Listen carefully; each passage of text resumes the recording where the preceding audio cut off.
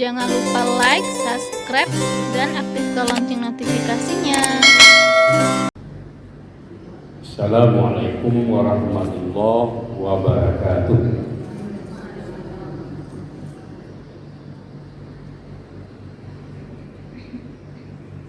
Alhamdulillah, nahmaduhu wa nasta'inuhu wa nastaghfiruh wa na'udzu billahi min syururi anfusina wa min sayyiati a'malina may yahdihillahu fala mudhillalah wa may yudlil fala hadiyalah. Asyhadu an la ilaha illallah wahdahu la syarikalah wa asyhadu anna Muhammadan abduhu wa rasuluh. Allahumma sholli ala Muhammad wa ala ali Muhammad. Ya ayyuhalladzina amanu taqullaha haqqa tuqatih wa la tamutunna illa wa antum muslimun. Amma ba'd, fa inna khairal hadithi kitabullah wa khairal hadi hadi Muhammadin sallallahu alaihi wasallam wa syarrul umuri muhdatsatuha wa inna kulla muhdatsatin bid'ah wa kulla bid'atin dhalalah wa kulla dhalalatin finnar.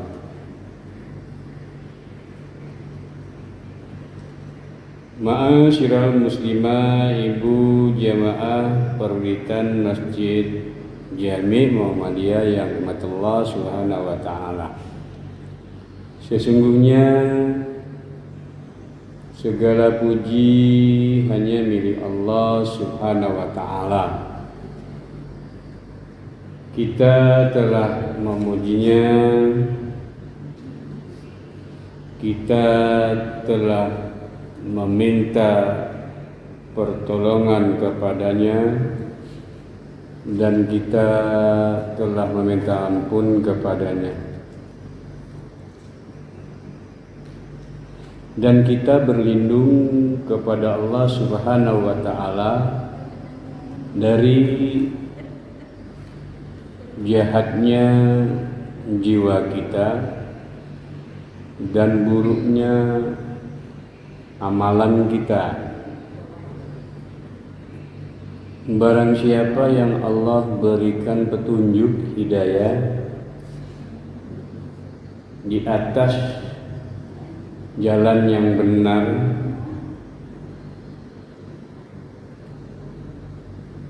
maka tidak ada orang yang bisa menyesatkannya. Sebaliknya, barang siapa yang telah Allah sesatkan dari jalan yang benar,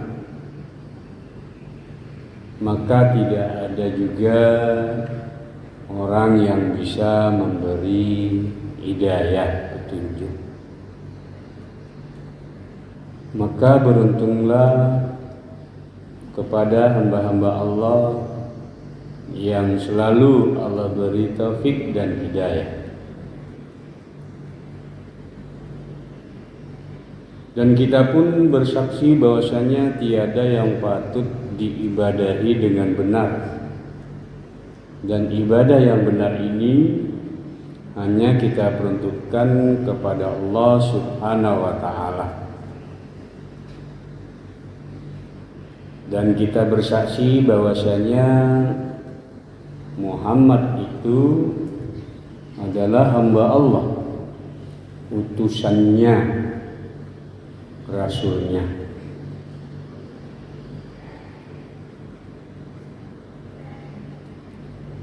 Ibu jamaah rahimakumullah,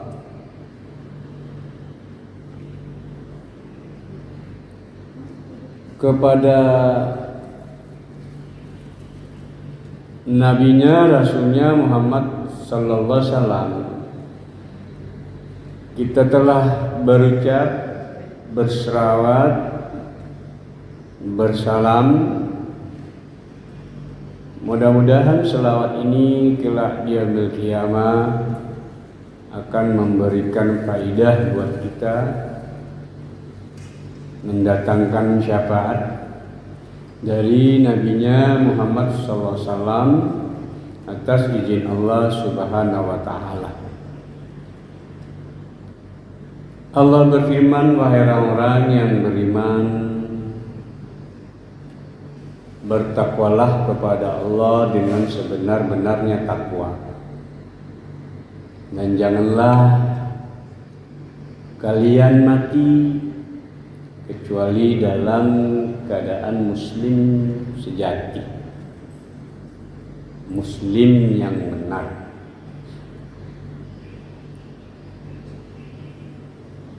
Dan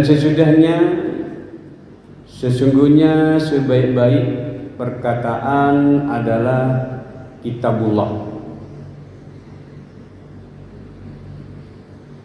dan sebaik-baik petunjuk adalah petunjuk nabinya Muhammad sallallahu alaihi wasallam. Sejelek-jelek perkara dalam agama adalah yang dibuat-buat, diada-adakan. Tidak pernah dikatakan Rasul, dicontohkan oleh Rasul, disetujui oleh Rasul. Setiap perkara yang diada-adakan, dibuat-buat dalam agama itu adalah bid'ah. Dan setiap bid'ah dalam agama adalah kesesatan. Dan setiap kesesatan itu terancam tempatnya di neraka. Ibu jemaah rahimakumullah, sore hari ini Sabtu pertama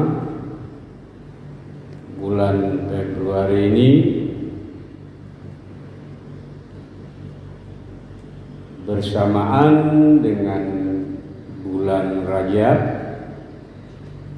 kajian Islam kita beri judul bahayanya menyia-nyiakan utang. Bahayanya menyia-nyiakan utang.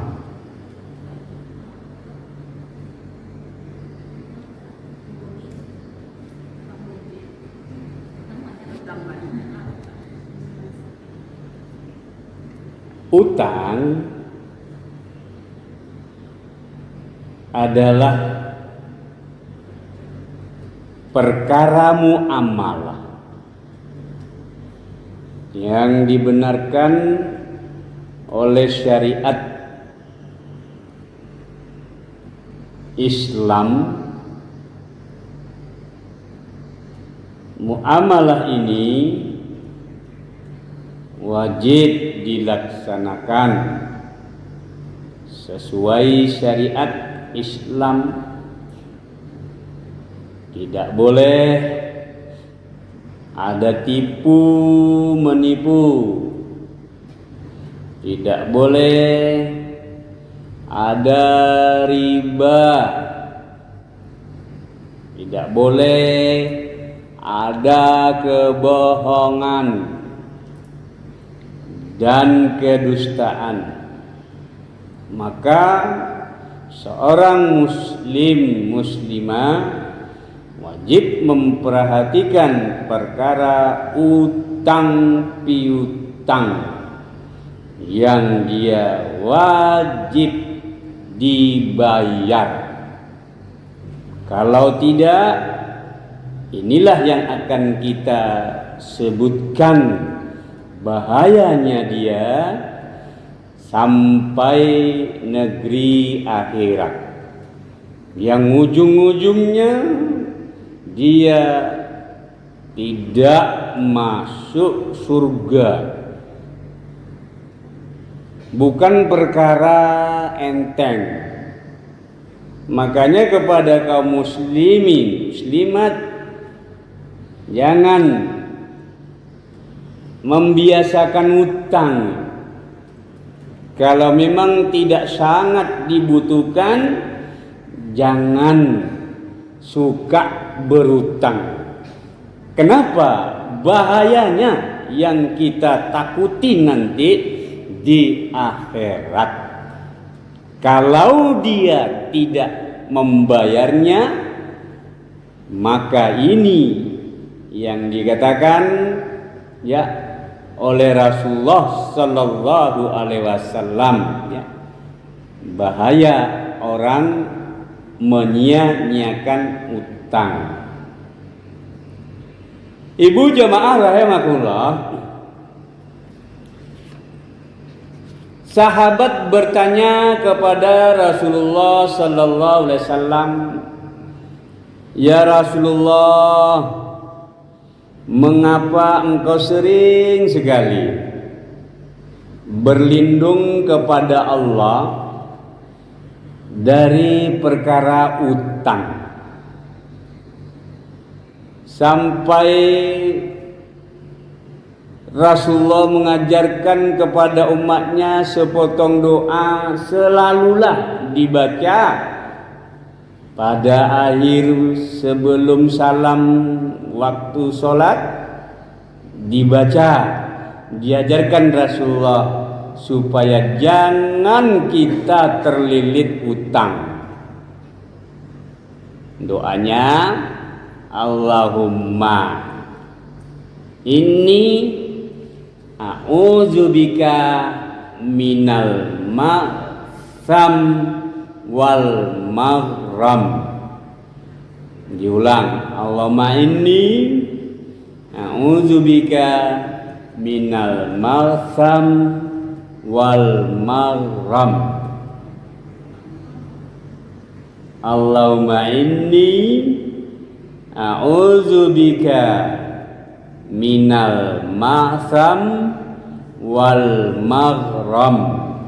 Artinya, ya Allah, sesungguhnya aku berlindung kepadamu dari dosa dan utang.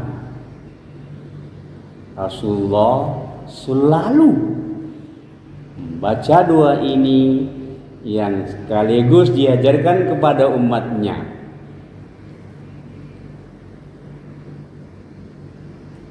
Kenapa Rasulullah ajarkan ini sepotong doa kepada umatnya tentang utang ini?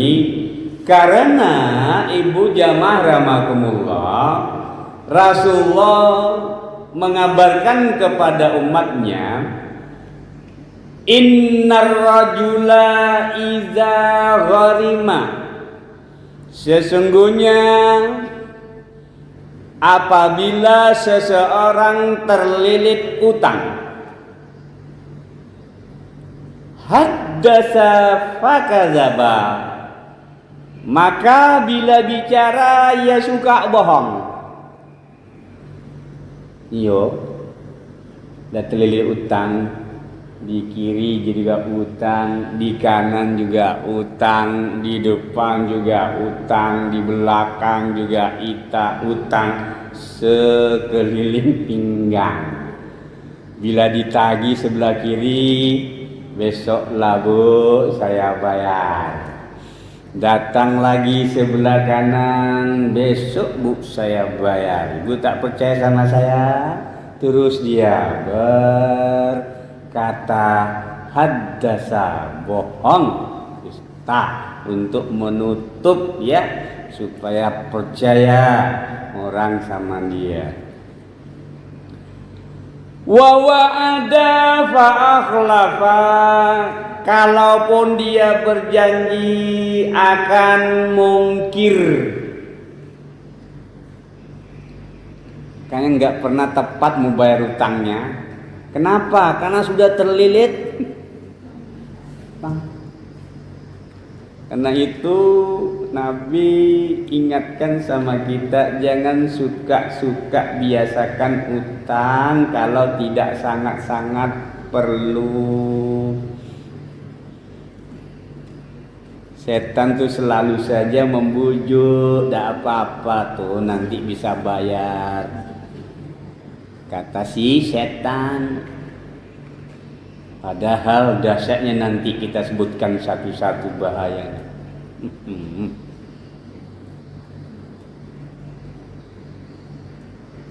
Maka ibu jamaah rahmatullah, Islam sangat menjaga, ya, menghormati pemilik hartanya, jangan sampai dizolimi sehingga harta itu suci di sisi Allah SWT kepada pemiliknya. Apabila dia dikotori tanpa hak, diambil tanpa hak, nanti akan berhadapan dengan Allah dan dengan orang yang dizolimi di yaumil akhirat. Tidak ada urusan perkara agama selain daripada yang Allah tidak ikut campur kepada orang-orang yang berhutang ini sesama hambanya. Allah tidak turut campur. Makanya kalau tidak minta halal di dunia, nanti di akhirat dia akan binasa. Allah enggak turut campur ini. Sampai-sampai dalam riwayat nanti dikatakan orang itu bangkrut, tekor, habis semua pahalanya gara-gara dia menzolimi saudaranya dengan perkara tidak membayar utang tersebut. Pahala sholatnya habis, pahala puasanya habis, pahala sedekahnya habis, dibayar oleh Allah kepada orang yang dizoliminya, orang yang utangnya nggak dibayar. Lalu dicampakkan oleh Allah dia ke dalam neraka. Kenapa? Karena pahalanya habis, nggak bisa ditutup dengan, ya, dosanya nggak bisa ditutup dengan pahalanya. Bahkan dosa orang yang tak dibayar utangnya tadi dilimpahkan kepada dia. Apatah ini yang dikatakan takor? Karena itu ibu jemaah rahmatullah, ini jadi renungan kita agar jangan kita menyia-nyiakan hutang.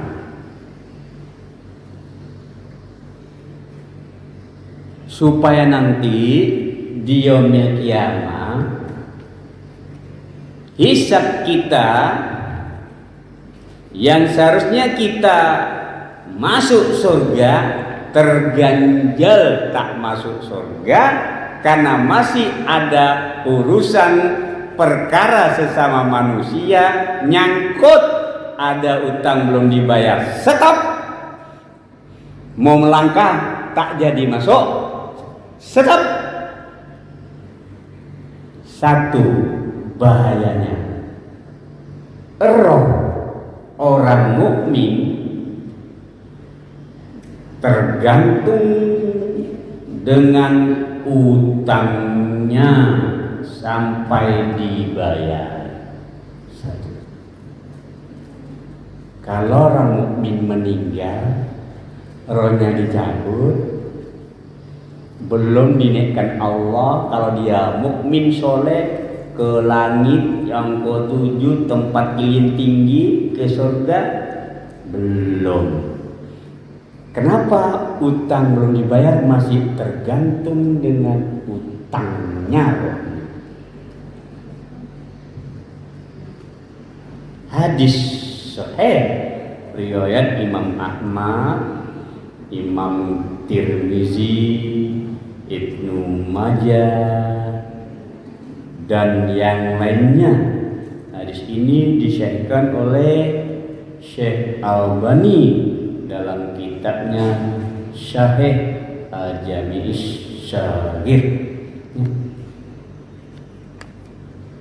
Satu, rohnya orang mukmin tergantung dengan utangnya. Apa maksudnya rohnya tergantung dengan utangnya? Ia terhalang dari kedudukannya yang mulia yang telah disediakan oleh Allah untuknya, masuk surga bersama rombongan orang-orang soleh. Tuh, ini kata Imam Al-Munawi rahimallahu ta'ala. Jadi dia terhalang mendapatkan kemuliaan untuk masuk surga bersama orang-orang soleh, terhalang gara-gara belum bayar hutang. Siapa yang punya hutang sekarang? Siapa yang punya hutang sekarang? Ada yang masih punya hutang? Cepat bayar, nanti takut mendadak dipanggil Allah. Mendadak? Karena mati ini kayak main arisan cabut hidup. Ibu pernah main arisan cabut mati? Pernah? Kalau cabut mati langsung 10 orang langsung nomor 1 ya 1, nomor 2 nomor 3 ya 10. Yang cabut hidup setiap waktu cabut cuma 1 yang keluar. Berdebar-debar cabutnya kan. Aduh, mudah-mudahan dapat arisan. Kalau mati kayak gitu, siapa yang mau? Takut kan? Begitu cabut, Masya Allah aku mati. Itu maunya kita kalau lah mati cabutnya kayak orang main arisan cabut mati, pakai urutan. Itu. Jadi siap-siap. Nomor berapa Bu? Nomor 7 masih lama mati nomor 7 kan gitu kan? Tapi maunya Allah nggak gitu. Tidak dikasih tahu sama Allah matinya kita supaya kata nabinya kita siap-siap. Karena itulah maka Nabi ingatkan sama umatnya, jangan mudah-mudah berutang. Kalau dipanggil Allah Subhanahu wa ta'ala dalam keadaan mendadak, sementara utang belum terbayar, ini yang ditakuti. Maka katanya tadi, tergantung dengan utangnya karena belum dibayar, seharusnya dia mendapatkan cepat masuk ke surga dengan rombongan orang soleh. Karena masih punya utang, terhalang masuk surganya.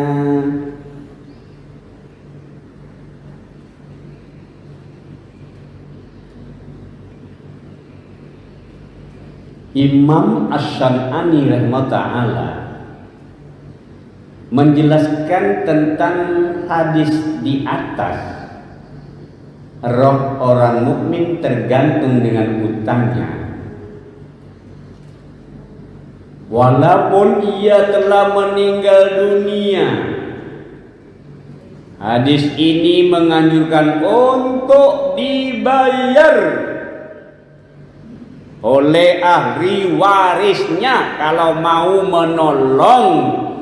Karena apabila tidak dibayar, urusannya lebih parah lagi sampai hari berbangkit. Tergantung terus, belum Allah apa-apakan. Seharusnya dia rohnya ada di surga, ya. Dalam hadis di bawah burungnya, hijau di tembolonnya, dia terbang pohon ke sana kemari, ya, mendapatkan rezeki dari Allah. Karena dia belum terbayar hutangnya, masih dia tergantung dengan hutang. Jadi Bu, betapa besarnya ya tanggung jawab atas orang yang berutang. Kalaulah saja orang berutang wajib dibayar sampai hari kiamat dituntut, bagaimana lagi orang yang mencuri uang orang tanpa hak? Bagaimana lagi orang merampok uang orang tanpa hak? Bagaimana lagi tuh? Sedangkan utang yang betul-betul sopan, dia akad nanti saya bayar 2-3 bulan, tapi rupanya dia tak bayar sampai akhirat masih dituntut. Apalagi yang mencuri uang orang, merampok uang orang. Nah ini kalau mencuri bukan lagi utang lagi, lebih dasar lagi dia, lebih dasar lagi tuh. Sedangkan utang yang sopan dengan akad ada perjanjian masih diperhitungkan Allah di akhirat antara sesama hambanya. Apalagi orang yang mencuri uang, merampok uang, lebih dasar lagi tuh siksaannya. Begitu ya. Maka doa ini ibu amalkan supaya jangan mudah digoda setan berutang. Allahumma inni a'udzubika minal ma'sam wal maghram.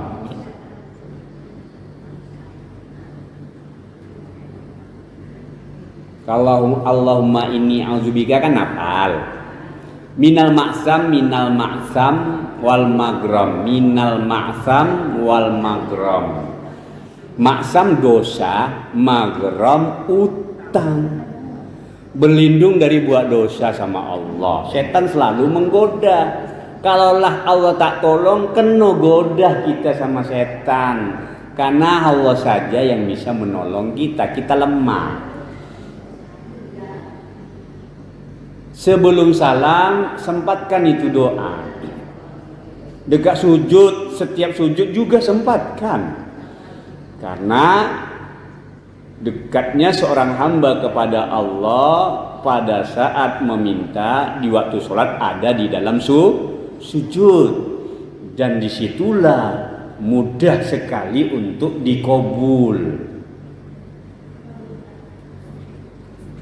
Yang kedua,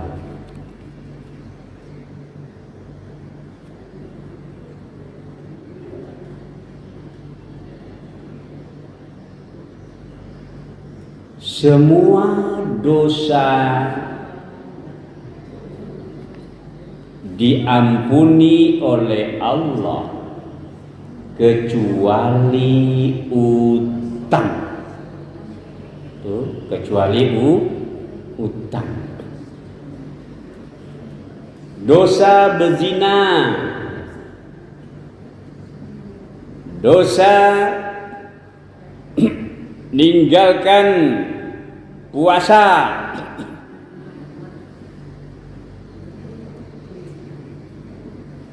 dosa yang lainnya diampuni oleh Allah kecuali utang. Apa kata hadis yang diriwayatkan oleh Imam Muslim?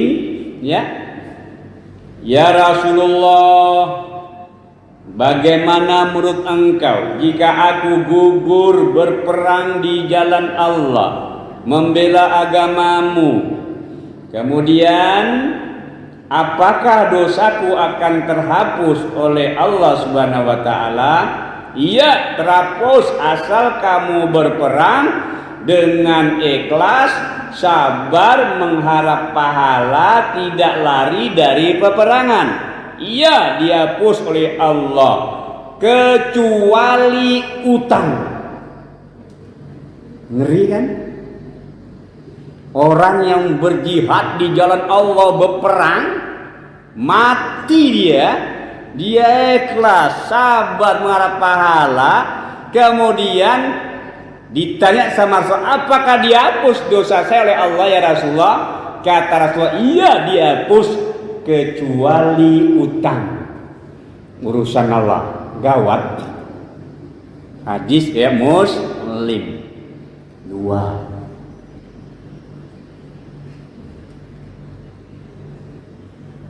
Yang ketiga, bahaya betul.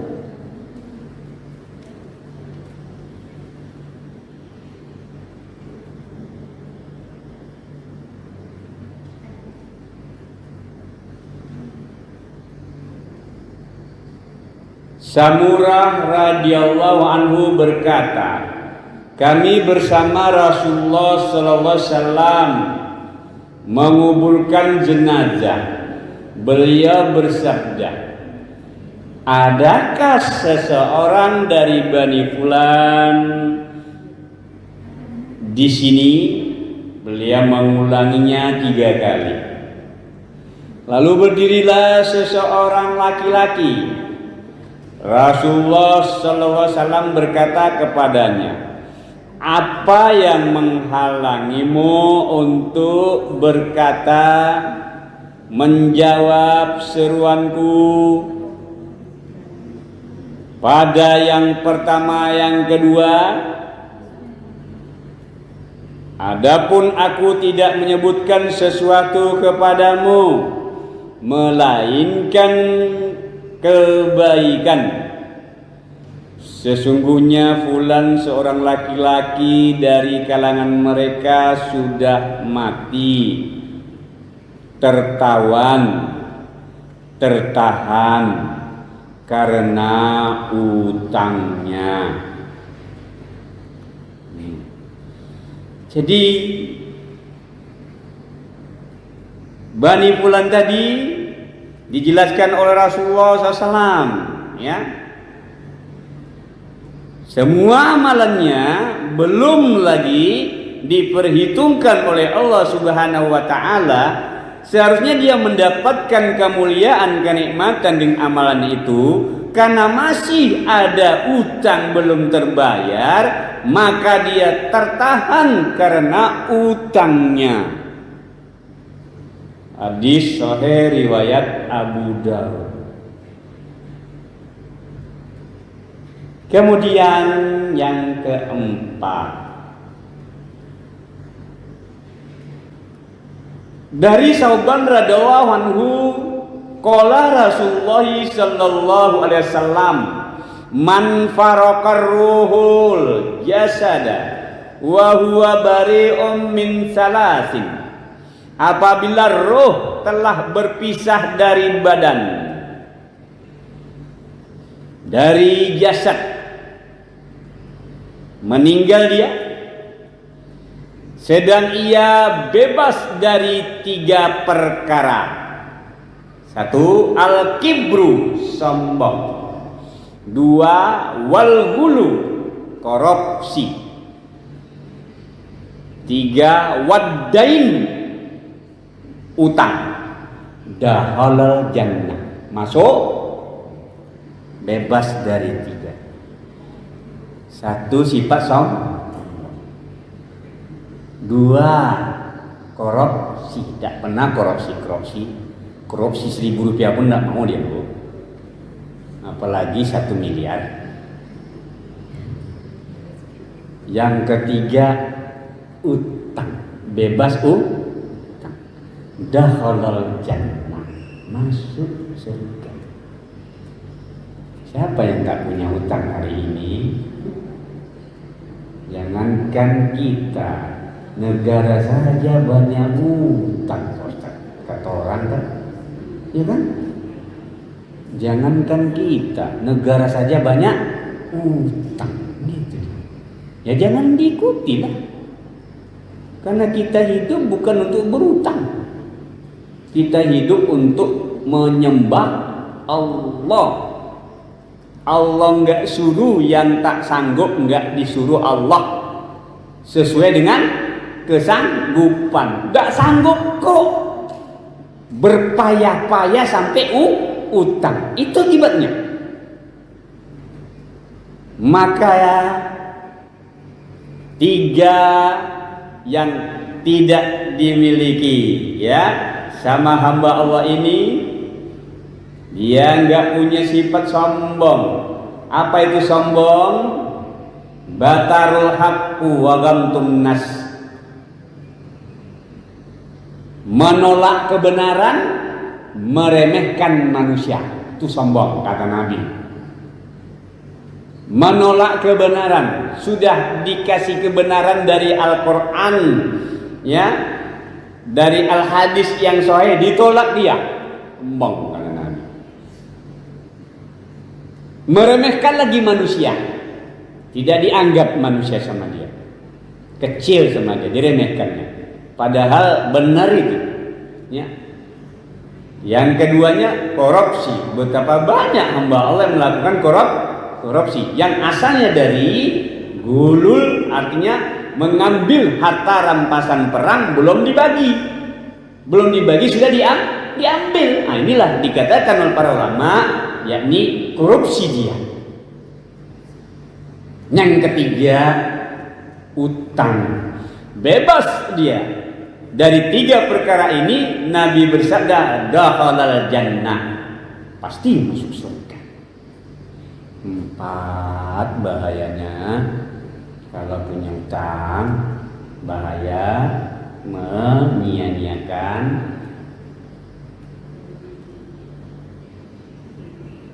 kemudian yang kelima,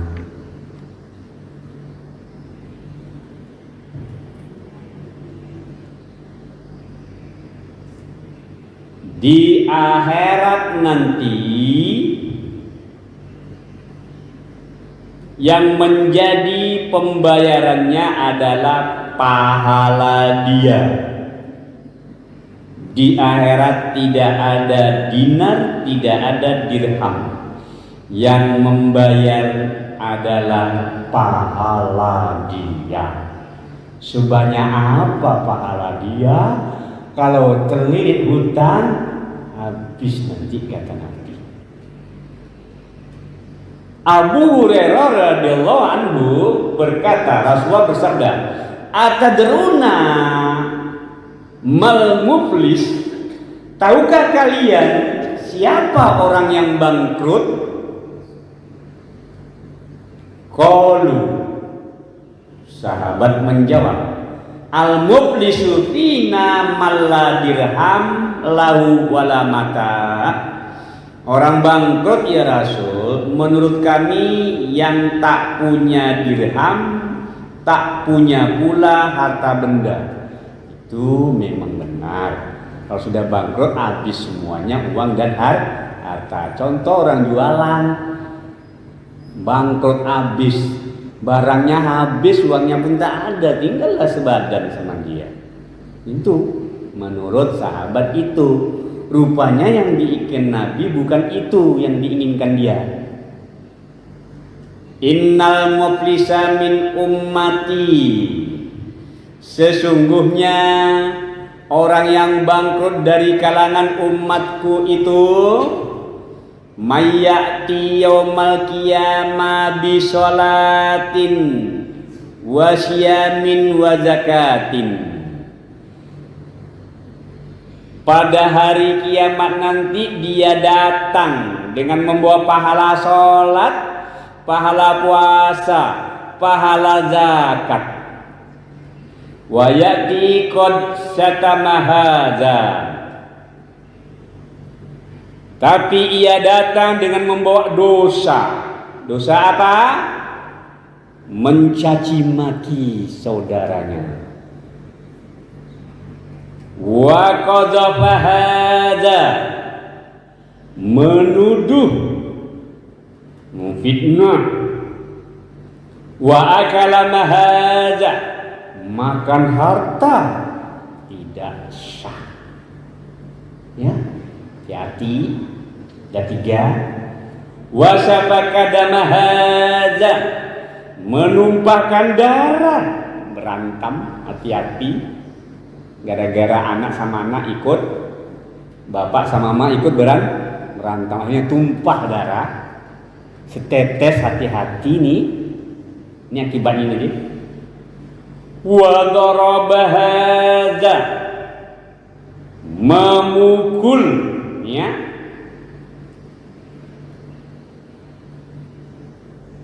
Kemudian fayu tohadza min hasanatin,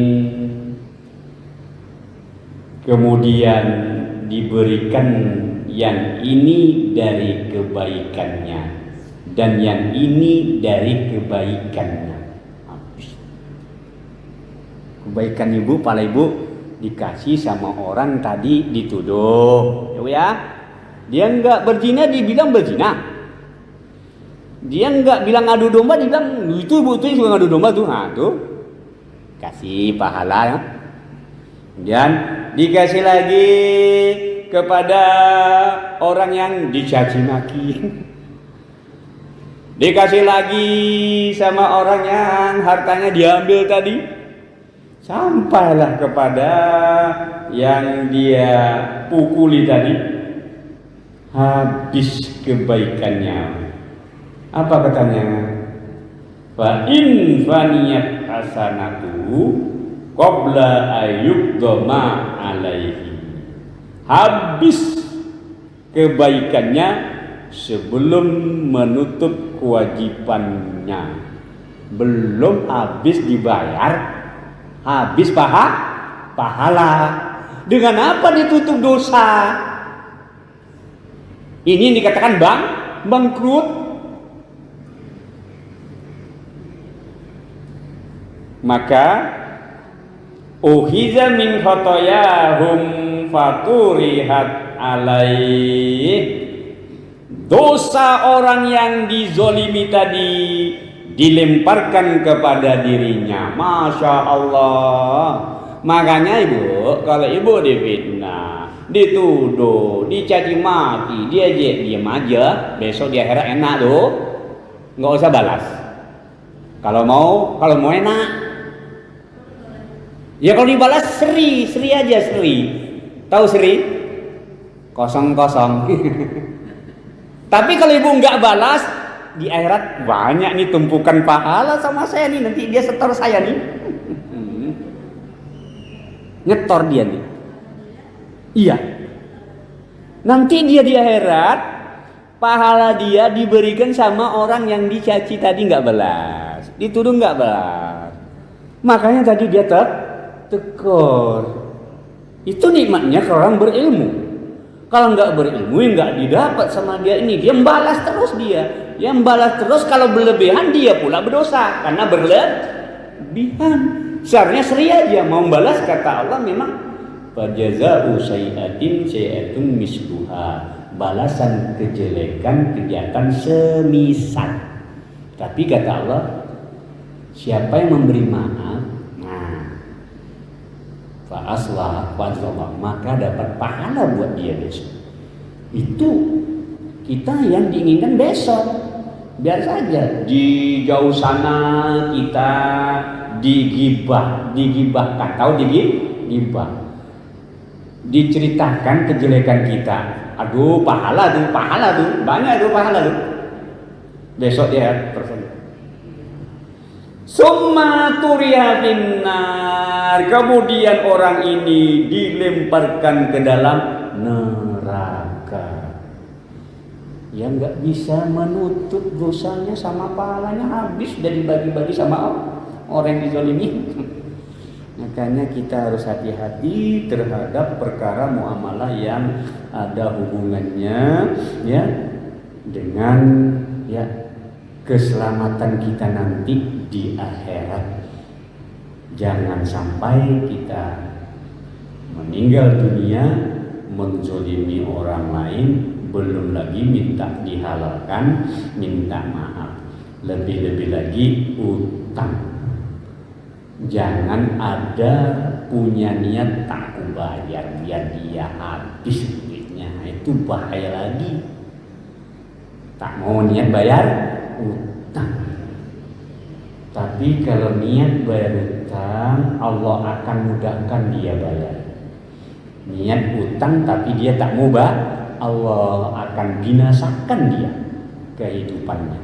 dia akan menjadi binasa. Karena niatnya mau menghancurkan, menghabiskan uang orang. Dia berutang niat tak mau bayar. Ini 5 perkara yang patut kita perhitungkan, jangan sampai kita nanti di akhirat belum selesai. Barangkali ada yang kurang jelas, Ibu mau ya bertanya sebelum kita simpulkan bahaya.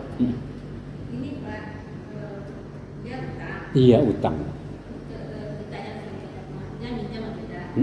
Kita lupa. Jadi dia tahu masa ada utang. Iya. Dia aja. Iya. Coba-coba. Iya. Diskusi-diskusi. Iya. Lama-lama satu saat nanti 20 tahun lah. Iya. Aku kita akan dia datang ke utang. Iya. Jadi dia aku bayar. Namanya aja biar dia bayar. Kita dibayar. Gimana kita akan dia? Orang yang tahu dia masih punya utang, maka dia tetap akan mempertanggungjawabkannya.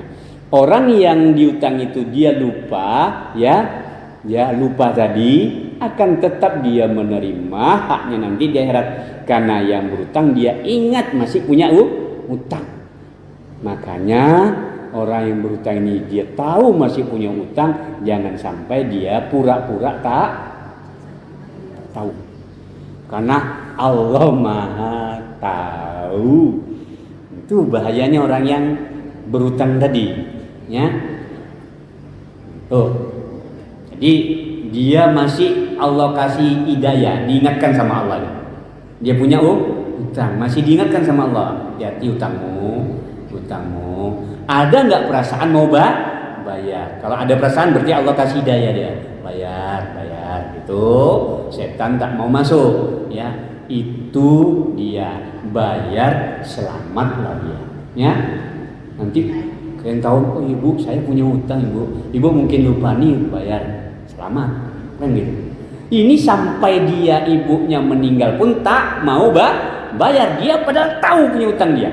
Ibunya meninggal, orang itu tak tahu, orang itu lupa. Nah, tetap dia akan dimintakan ya pertanggungjawaban karena dia sadar, kecuali dia tak lupa, tak ingat lupa. Inilah makanya dalam hadis Allah mengangkat 3 perkara dari hambanya tidak berlaku, tidak menjadi beban dosa. Yang pertama terlupa, ya tidur sampai ingat. Yang kedua anak-anak sampai balik, ya. Yang ketiga gila sampai sadar, diampuni sama Allah, diangkat tak jadi dosa. Nah tadi ingat dia punya utang kan dia, nah ini jadi dia sampaikan, nggak lupa dia, itu bahaya sama dia. Wallahu a'lam. Yang lain.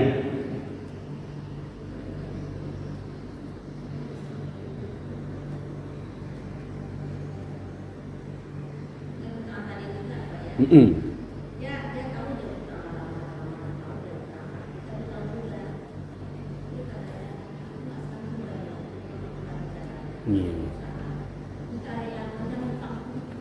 Dia minta relakan. Lalu ibu relakan enggak? Ibu relakan enggak? Relakan. Iya. Oke. Jadi ya Bu ya, adab-adab orang yang berutang dan memberi utang ini seimbang dia Bu ya. Di antaranya orang yang memberi utang adabnya, kalau meminta utang tidak secara paksa, tarik ulur. Apalagi yang berutang, Bu saya belum bisa bayar. Dia ngomong jujur 2 bulan lagi. Adab yang memberi utang, iya saya tunggu. Terus adab lagi, Bu kayaknya saya tak bisa bayar Bu. Sudahlah Bu ya, kalau ibu tak percayalah, ambillah kulkas saya, itu jaminannya ibu ya. Lalu yang memberi utang, nggak usah ambil kulkas saya, udah saya relakan. Apa kata Nabi? Dapat pahala 2 sama orang yang merelakan. Besok di akhirat masuk surganya enak ya. Itu Makanya barang siapa yang memberi maaf kepada orang yang berutang, ya tidak harus dibayar lagi, ya dia seolah-olah telah bersedekah 2 kali. Padahal itulah yang kita inginkan. Pada saat mayat sudah dicabut oleh Allah rohnya dicabut Allah, dia minta didukkan kembali sebentar saja, hanya minta 1 sedekah. Enggak minta sholat tahajud doh, enggak minta umroh, tapi minta sedekah. Itu tuh. Apa kata Al-Quran surah Al-Munafikun ayat 10 tadi, ya? Ayat 10. Wa anfiqu mimma razaqnakum min qabli ayyatiya ahadakumul maut. Nafkahkan harta tuh sebelum salah seorang kamu mati. Fayaqula rabbi laula akhartani ila ajalin qarib fa asaddaqa. Mereka berkata, hidupkan sebentar ya Allah, aku mau sedekah. Tuh. Ngapa kata ulama kok dia mintanya sedekah, enggak minta sholat sunat tahajud, sholat ya, kemudian tak minta mau puasa Senin Kamis ya Allah, mau umrah ya Allah, dia minta supaya mau sedekah. Itu tuh Bu. Rupanya dahsyatnya amalan orang yang bersedekah nanti di yaumil akhirat, dia akan meliputi dari semua amal-amal orang yang pernah, yakni dia sedekahkan berupa duit. 1, orang tersebut dia sholat ke masjid, sholat berjamaah dengan orang yang tadi sedekah bangun masjid, dia raih. Raih. Kedua, orang yang puasa. Orang puasa tadi diberi makan, berbuka dan sebagainya, dia pun raih pahala. Kedua lagi. Orang yang baca Quran, menjadi ya ulama, dia sedekahkan itu Al-Quran, dia wakafkan, dia bangun sekolah, semuanya dapat pahala, ngalir lagi sama dia. Semuanya lebih dari 5 perkara dia raih, rangkul semuanya. Makanya kata ulama, dahsyatnya orang memperoleh keberuntungan dia milik kiamat, orang bersedekah. Makanya dikatakan minta hidup lagi sedekah. Makanya kalau orang kaya punya duit, orang tak mampu bayar, dia jujur, Bu saya tak bisa bayar Bu bisa Bu bantu saya, ikhlaskan. Diikhlaskan sama dia, itu besok di akhirat ya Allah. Itu kemuliaan dia besok di akhirat. Karena dititipkan sama Allah untuk menjadi agen, ya, agen harta sedekah tuh menolong orang. Sehingga dia pun sadar apa yang saya bawa kecuali amal soleh. Harta saya banyak-banyak, kalau saya tak sedekahkan tak dibawa saya, kan gitu. Dia pun dia sadar ini bahaya, ini miliaran, kalau saya meninggal mendadak siapa yang ngambil, kan gitu toh, ya toh, siapa yang ngambil? Lebih baik dah utang dah, udah Bu lunas selesai, gitu. Kalau paham hidup yang sebenarnya di sana tuh, di akhirat, betul ya. Ibu ikhlaskan. Salam, selesai lah. Ibu ikhlaskan selesai. Ada lagi?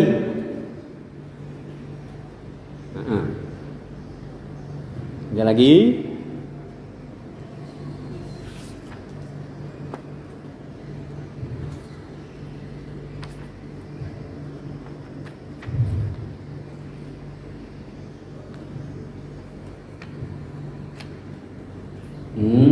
Tentang piutang.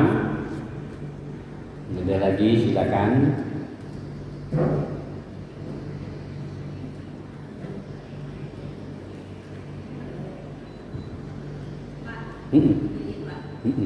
Ya tadinya kan utang orang tadi. Iya. Orang itu kita jalan. Dia bukan kita. Jadi kalau dia banyak, kalau kita kalau yang ada orang Tuhan, apa aja. Ini yang tak ada. Nantilah anak itu yang ada babunya. Kadang-kadang orang yang tak mau anaknya masih. Iya. Nah, itulah yang ditakuti sama kita.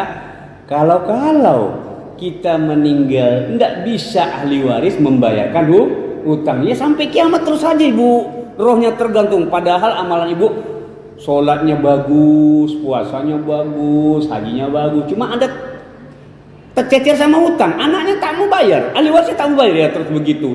Rohnya tergantung terus sama utang. Padahal roh orang mukmin kalau sudah berpisah dari jasadnya, dia soleh, maka diangkat oleh Allah ke tempat yang tinggi di langit ketujuh sana, ya surga.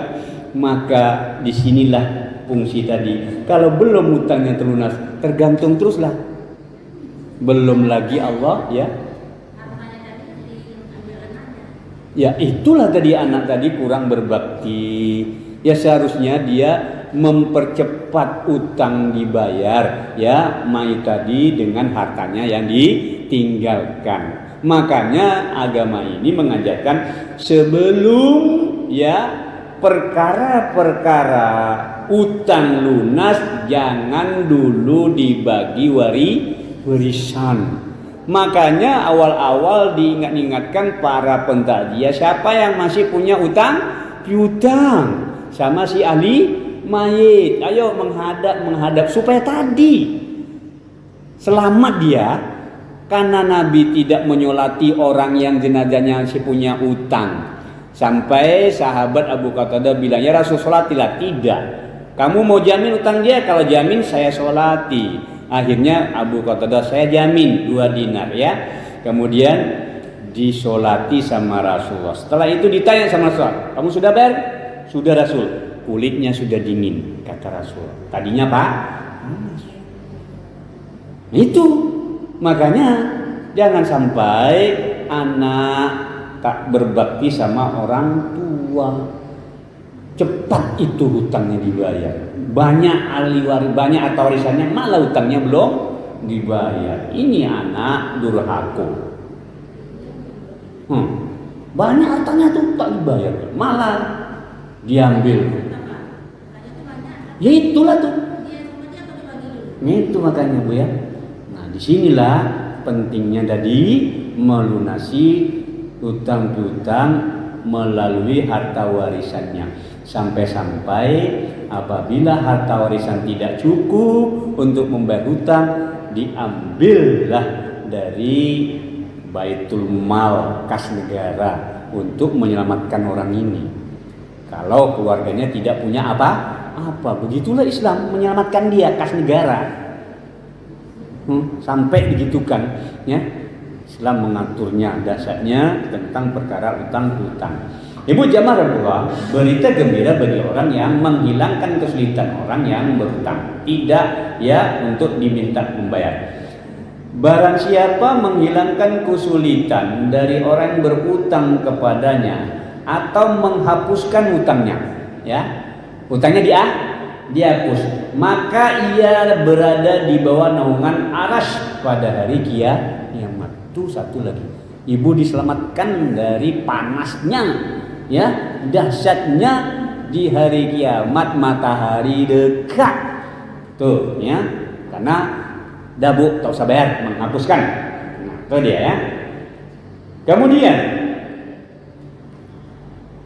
barang siapa memberikan tempo kepada orang yang kesulitan bayar hutang, lalu dia hapus, gak usah bayar hutangnya, kata dia, maka di hari kiamat nanti akan dinaungi Allah Subhanahu wa taala, di mana tidak ada hari naungan kecuali naungan Allah.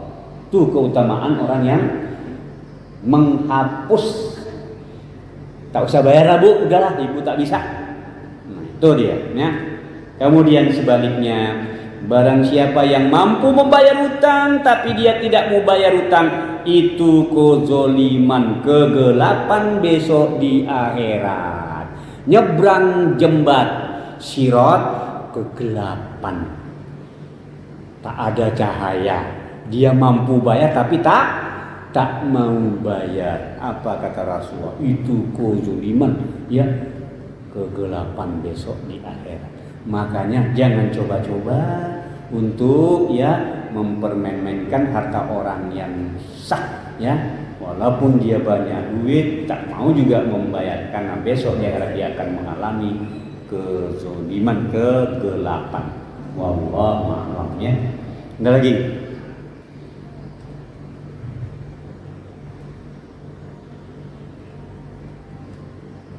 Lagi?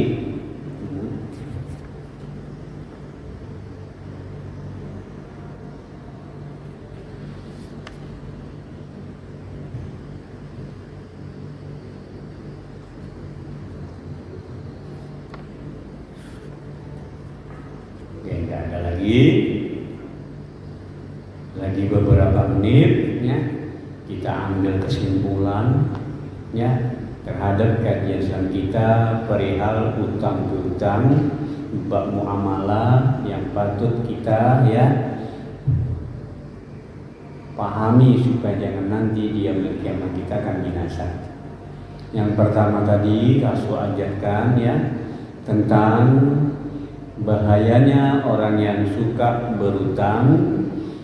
Hutang asalnya boleh ya, asalnya boleh, hanya hukumnya mubah, tapi nanti dia bisa haram kalau berutang untuk perkara yang maksiat. Nah, bahkan dia bisa wajib berutang, wajib kalau untuk perkara yang menyelamatkan nyawa orang tuanya. Contoh, ibunya dioperasi sekian puluh juta. Kalau tidak ada duit, tak dioperasi, mati, maka dia wajib berutang anak ini, menyelamatkan nyawa orang tua. Tuh, dia asalnya mubah tapi bisa wajib dan bisa jadi ya haram, bergantung dari tujuan. Kemudian berikutnya, orang yang mati syahid diampuni seluruh dosanya kecuali utang. Berikutnya, orang yang mati syahid seharusnya langsung masuk surga, tertunda selangkah masuk surganya karena utang belum dibayar.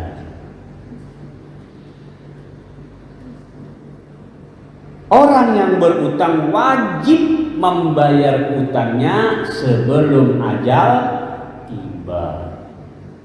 Sebelum ajal tiba. Kemudian Nabi tak mau menyolati jenazah orang yang masih punya utang. Mau sholat? Kenapa nggak ada gunanya? Karena tergantung sama utang. Disolati mesti nggak ada gunanya lah. Didoakan Allah wafir lahu warhamhu wa'afifan, tapi masih tergantung utang. Tadi belum naik langit sampai dibayar dulu, makanya terselati. Dianjurkan setiap muslim berdoa dari terlilit utang. Allahumma inni a'udzubika minal ma'asam wal maghram. Ya Allah, aku berlindung kepadamu dari berbuat dosa dan utang. Berikutnya, boleh melunasi utang orang yang sudah mati oleh selain anak-anaknya. Ibu mau jadi ya dermawan, utang orang lain dilunasi boleh, selain anak-anaknya juga boleh. Ini kemuliaan. Hak-hak hamba wajib dilunasi, diminta maaf sebelum meninggal dunia. Kemudian utang yang belum dilunasi akan dituntut sampai hari kiamat, kecuali yang mengutangkan di dunia membebaskan, mengikhlaskan. Itu tadi Bu, sudah dibebaskan, tidak lagi dituntut di akhirat. Yang terakhir, ancaman orang yang zalim melewati batas terhadap manusia sampai mengambil harta manusia yang lain tanpa hak. Di akhirat nanti dia akan mengalami ketekoran. Pahala diberikan kepada orang yang dia zalimi. Dosa orang dia zolimi dilimpahkan kepadanya sehingga tidak bisa menutupi dosa dia, lalu Allah pun masukkan dia ke dalam neraka. Inilah yang dapat kita simpulkan. Mudah-mudahan kita terhindar dari perbuatan suka berutang. Berutanglah seperlunya, kalau tidak jangan berutang, karena setan selalu menggoda kita untuk menyia-nyiakan bayar utang supaya nanti dia berteman di neraka. Makanya jangan sampai kita mudah berutang. Supaya terhindar dari litan utang, Rasul ajarkan doa kita ya, doa terhindar dari lilitan utang. Oh, jadi tanya kan tadi anaknya juga itu anaknya dan dari pertanyaan utang itu kan ada apa kamu nggak bayar? Ada cerita. Iya, makanya diingatkan juga baik ya anak-anaknya, saudara sepupunya, karena disitulah ya cara kita menolong arwah sesuai dengan sunnahnya. Jangan sampai arwah itu ya terganjal mau masuk surga, rupanya masih punya hutang. Makanya diingatkan semua ahli keluarganya, termasuklah anak dia ya yang akan berbakti kepada orang tuanya walaupun telah meninggal dunia. Jadi itu ibu jamaah rahmatullah ya. Mudah-mudahan bermanfaat apa yang kita sampaikan tadi, yang benar dari Allah Subhanahu wa taala. Ilham salah dari pribadi saya, kurangnya ilmu, bisikan-bisikan setan, maka saya mohon ampun kepada Allah Subhanahu wa taala. Sehingga kita tutup saja dengan zikir kafaratul majlis. Subhanakallahumma wa bihamdika asyhadu an la ilaha illa anta astaghfiruka wa atubu ilaik. Assalamualaikum warahmatullahi wabarakatuh.